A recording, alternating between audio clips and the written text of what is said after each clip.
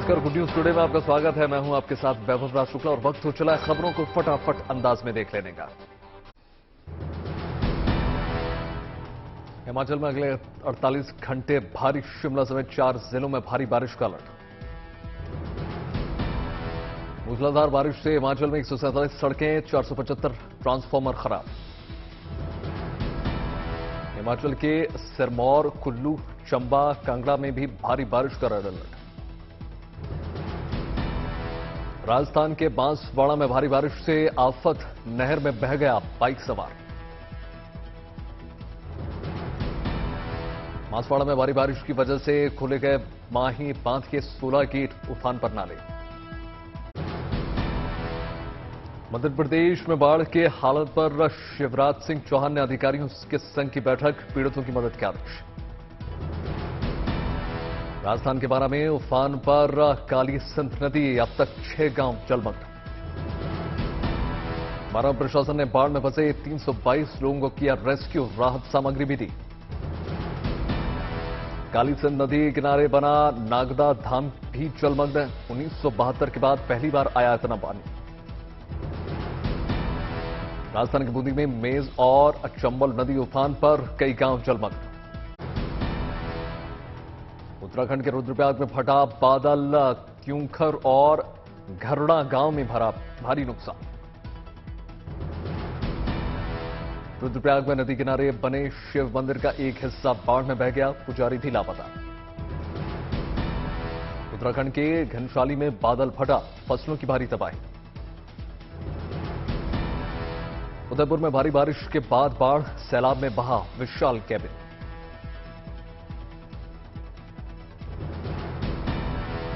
राजस्थान के पाली में 3 लोग बाढ़ में फंसे, मुश्किल से किया गया रेस्क्यू। करौली में भी चंबल नदी खतरे के ऊपर, कई गांव में घुस चुका है पानी, परेशानी में लोग। गुजरात में आणंद जिले में महिसागर नदी उफान पर, माही बजाज डैम से छोड़ा गया 1,63,000 क्यूसेक पानी। आगरा में चंबल नदी का पानी खतरे के निशान से ऊपर बह रहा है, बाढ़ का पानी आने से कई गांव प्रभावित। उत्तर प्रदेश के इटावा में भी चंबल का कहर, हजारों एकड़ भूमि जलमग्न।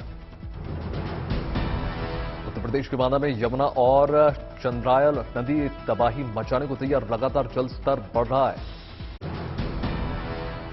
हमीरपुर जिले में यमुना, बेतवा और केन नदियों में भीषण बाढ़ ने मचाया हाहाकार, घरों में पानी घुसने से सड़क किनारे लोगों ने बनाया निशाना। एमपी के विदिशा में बाढ़ से बिगड़े हालात, मुख्यमंत्री शिवराज सिंह चौहान ने किया हवाई सर्वेक्षण। राजस्थान की पूर्व मुख्यमंत्री वसुंधरा राजे ने झालावाड़ जिले के बाढ़ग्रस्त इलाकों को किया हवाई सर्वे, कई गांव जलमग्न। आगर मालवा में लगातार बारिश से हाल बेहाल, शाजापुर मार्ग पर पुलिया को पार करने की कोशिश में पलट गया ट्रक।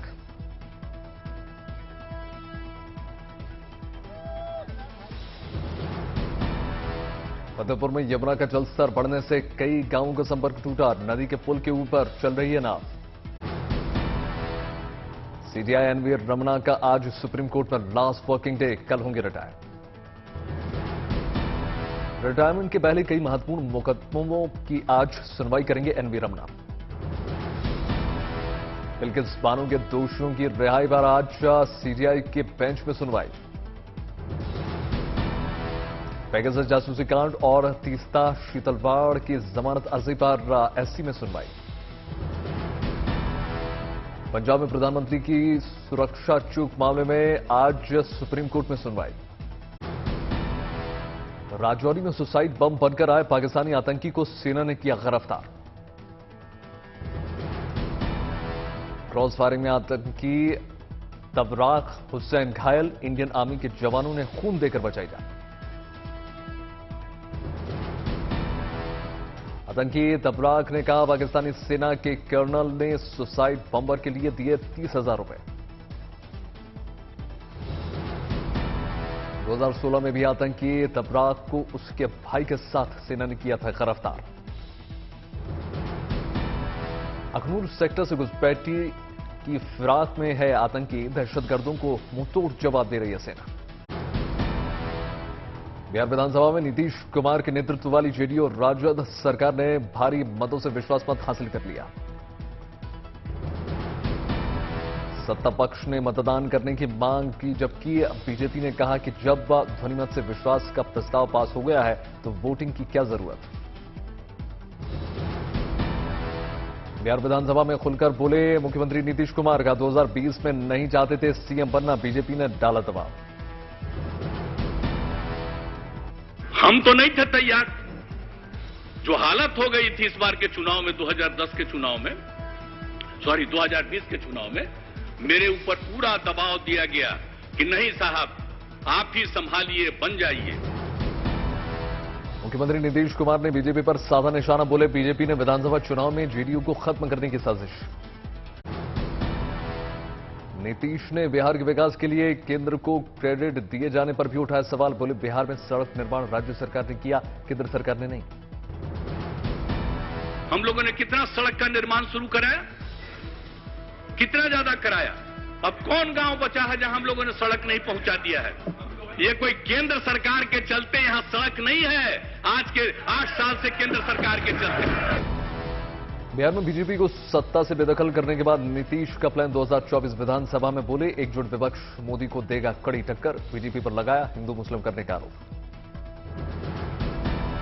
सब मिलकर के लड़िएगा, एक साथ होकर के लड़िएगा तो 2024 का जो चुनाव का रिजल्ट होगा। अब क्या होता है, क्या क्या तरह का दिल्ली से चल रहा है, कोई काम हो रहा है, खाली प्रचार हो रहा है। बीजेपी का नीतीश पर प्रहार का, नीतीश कुमार ने कभी अपने दम पर बिहार में सरकार नहीं बनाई। बिहार विधान परिषद के सभापति पद के लिए जेडीयू नेता देवेश चंद्र ठाकुर ने अपना नामांकन दाखिल किया, मुख्यमंत्री नीतीश कुमार बने प्रस्तावक। बिहार और झारखंड में एक साथ सीबीआई और ईडी के छापे, कई टीम्स का एक्शन, सिर्फ बिहार में 24 जगहों पर छापेमारी। गुरुग्राम के व्हाइट लैंड के दफ्तर पर भी सीबीआई का छापा, अर्बन क्यूब मॉल को लेकर छापेमारी। तेजस्वी यादव के करीबी है व्हाइट लैंड कंपनी के दफ्तर से सीबीआई ने जब्त किए कई कागजात। तेजस्वी यादव ने कहा मॉल मेरा नहीं है, बीजेपी पर रही है मेरी छवि बिगाड़ने की कोशिश। एजेंसी है, दुर्भाग्य एजेंसी है, दुर्भाग्य देख लीजिए कैसा जांच कर रही है। जो मेरा है ही नहीं, जबरन जो है मेरा नाम लिया जा रहा है। ब्राजील दौरे पर गए विदेश मंत्री एस जयशंकर ने की प्रधानमंत्री बोल्सोनारो से मुलाकात, ब्राजील की स्वतंत्रता के 200 साल पूरे होने पर बधाई दी। मुंबई में शिव संग्राम पार्टी के नेता विनायक मेटे की शोक सभा मुख्यमंत्री शिंदे और डिप्टी सीएम फडणवीस ने किया संबोधित। ठाणे के अभ्यानाथ और बदलापुर में वातानुकूलित लोकल बंद करने की मांग, स्टेशन पर यात्रियों ने की नारेबाजी। गोरखपुर से आई गुड न्यूज, आम लोगों की सुरक्षा बढ़ाने के लिए शेतौना गांव में लगाए गए 32 सीसीटीवी कैमरे। पंजाब में जालंधर का एक स्कूल बना, लोगों के कौतूहल का विषय, स्कूल में पढ़ते हैं 76 जुड़वा बच्चे। 27 सितंबर को जापान जाएंगे प्रधानमंत्री नरेंद्र मोदी, सूत्रों के मुताबिक पूर्व प्रधानमंत्री शिंजो आबे के राजकीय अंतिम संस्कार में शामिल होंगे। कांग्रेस को लगा बड़ा झटका, जयवीर शेरगिल ने पार्टी के राष्ट्रीय प्रवक्ता पद से दे दिया इस्तीफा। उत्तराखंड के मुख्यमंत्री पुष्कर सिंह धामी की अध्यक्षता में हुई कैबिनेट की बैठक, मंत्रिमंडल ने 15 फैसलों पर लगाई मुहर। वाराणसी जिला अदालत में पूरी हुई ज्ञानवापी मामले की सुनवाई, 12 सितंबर को सुना जाएगा फैसला। शिमला में लंपी वायरस की रोकथाम के लिए पशुपालन विभाग की पहल, गौशालों में गांवों का किया जा रहा है वैक्सीनेशन। 26 अगस्त को दिल्ली विधानसभा का एक दिवसीय विशेष सत्र बुलाया गया, सुबह 11 बजे से शुरू होगी कार्यवाही। राजौरी के नौशहरा सेक्टर में आतंकियों की घुसपैठ नाकाम करने के बाद सेना का बड़ा खुलासा, 2 पाकिस्तानी आतंकियों को किया गया ढेर, एक जिंदा पकड़ा गया, भारी मात्रा में हथियार जब्त। ग्रेटर नोएडा को लखनऊ से जोड़ने वाले यमुना एक्सप्रेसवे पर यात्रा करने वाले लोगों के लिए बड़ी खबर, 1 सितंबर से बढ़ेगा टोल। कमर्शियल वाहनों को ₹3.90 प्रति किलोमीटर की जगह ₹4.15 प्रति किलोमीटर के हिसाब से ज्यादा भुगतान करना होगा। कहा कि विष्णुपद मंदिर का कराया गया शुद्धिकरण 2 दिन पहले मुख्यमंत्री नीतीश कुमार के साथ मंत्री इसराइल मंसूरी ने एंट्री की थी। देश को मिलेगा पहला विमान वाहक युद्धपोत। 2 सितंबर को प्रधानमंत्री मोदी कोच्चि में INS विक्रांत देश को समर्पित करेंगे। एशिया कप 2022 के लिए VVS लक्ष्मण को बनाया गया इंटरिम हेड कोच। 28 अगस्त को भारत और पाकिस्तान का मुकाबला। अमेरिका में एक शख्स ने हाथ में ट्रांसप्लांट करवाई चिप। कार का गेट खोलने से लेकर डेटा, क्रेडिट कार्ड समेत कई कामों में मिलेगा मदद। इंदौर जेल में छाया गणेश चतुर्थी का रंग। कैदी बना रहे हैं पप्पा की मूर्ति। मूर्तियों को दुकानों पर बिक्री के लिए भेजा जाएगा। कानपुर में लोगों ने गंदगी से निपटने का अपनाया अनोखा तरीका। मुख्यमंत्री योगी ने फरियाद वाले लगाए पोस्टर। 2 घंटे के भीतर प्रशासन ने दी सुध। मध्य प्रदेश के मुख्यमंत्री शिवराज सिंह चौहान का ऐलान। कहा, बाढ़ में हुए नुकसान का कराया जाएगा सर्वे। इसके आधार पर वितरित की जाएगी राहत राशि। झारखंड में शिक्षकों के लिए आई बड़ी गुड न्यूज। मंत्रिपरिषद में 50,000 स्कूली शिक्षकों की नियुक्ति का प्रस्ताव हुआ पारित। कोलकाता कस्टम विभाग ने बागुई आरटी में 6.47 करोड़ रुपए की विदेशी मूल का सोना किया बरामद। इस मामले में 4 लोगों को किया गया गिरफ्तार। दिल्ली में कोरोना के 945 नए केसेस। पिछले 24 घंटे में 6 मौत। पॉजिटिविटी रेट 5% के पार। दिल्ली में पिछले 24 घंटों में कोरोना से 1285 लोग हुए ठीक। कोरोना से अब तक 4310 सक्रिय मामले। जम्मू कश्मीर के सभी 90 विधानसभा सीटों पर चुनाव लड़ेगी नेशनल कॉन्फ्रेंस। इस साल के आखिर तक हो सकते हैं चुनाव।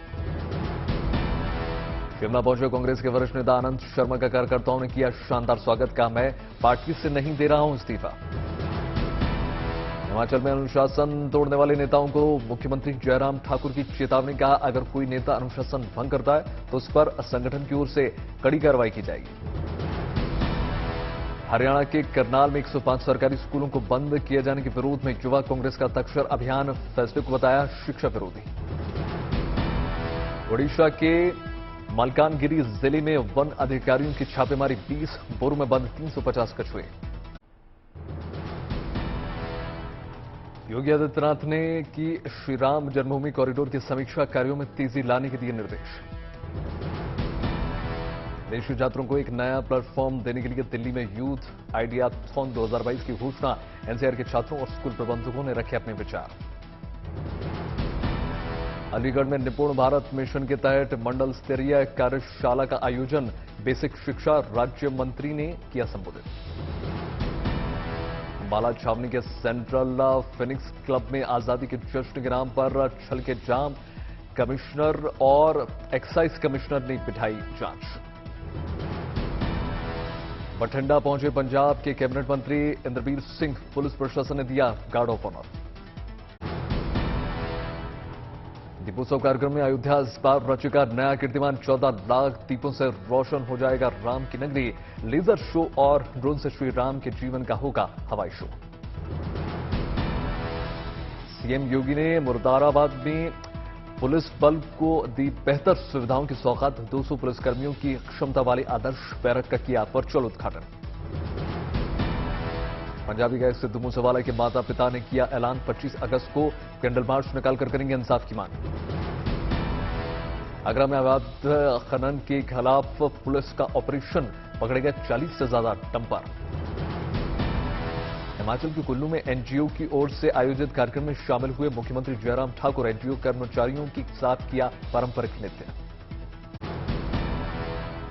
अमेरिकी प्रशासन में भारतवंशी के दबदबे का नया रिकॉर्ड। बाइडेन ने की 130 प्रमुख पदों पर भारतीय मूल के अमेरिकी लोगों की नियुक्ति। यूक्रेन मना रहा है अपना स्वतंत्रता दिवस। राष्ट्रपति जेलेंस्की ने दी देशवासियों को बधाई। यूक्रेन के चार्नोबिल परमाणु संयंत्र में घुसता नजर आया रूसी टैंक। यूक्रेन का दावा, रूसी सैनिक चार्नोबिल न्यूक्लियर प्लांट में घुसे। फ्रांस के राष्ट्रपति इमैनुअल मैक्रों ने यूक्रेन में रूस से सैन्य कार्रवाई रोकने, अपनी सेना को वापस बुलाने और कब्जा किए जमीन लौटाने की मांग की। थाईलैंड की संवैधानिक अदालत ने प्रधानमंत्री प्रयुत को किया निलंबित। शीर्ष अदालत ने प्रधानमंत्री के 8 साल के कार्यकाल की समीक्षा की भी फैसला किया। इटली में प्रधानमंत्री पद के उम्मीदवार जॉर्जिया ने शुरू किया चुनाव प्रचार। बंदरगाह शहर एंकोना में की पहली रैली। 25 सितंबर को इटली में आम चुनाव। अमेरिकी संसद के स्पीकर नैन्सी पेलोसी के पति को सजा, शराब के नशे में गाड़ी चलाने के आरोप में 5 दिन की जेल। मैक्सिको दक्षिणी राज्य ग्वेरेरो में पत्रकार की गोली मारकर की हत्या। इस साल मैक्सिको में अब तक मारे गए 15 पत्रकार। दक्षिण कोरिया की राजधानी सोल में सालाना ड्रिल, देश पर हमला होने और आतंकी घटनाओं से निपटने के लिए अभ्यास। कोरोना के बाद चीन के शहर शंघाई में 1 सितंबर से खुलेंगे प्राइमरी और सेकेंडरी स्कूल। स्कूल का जायजा लेते नजर आए अधिकारी।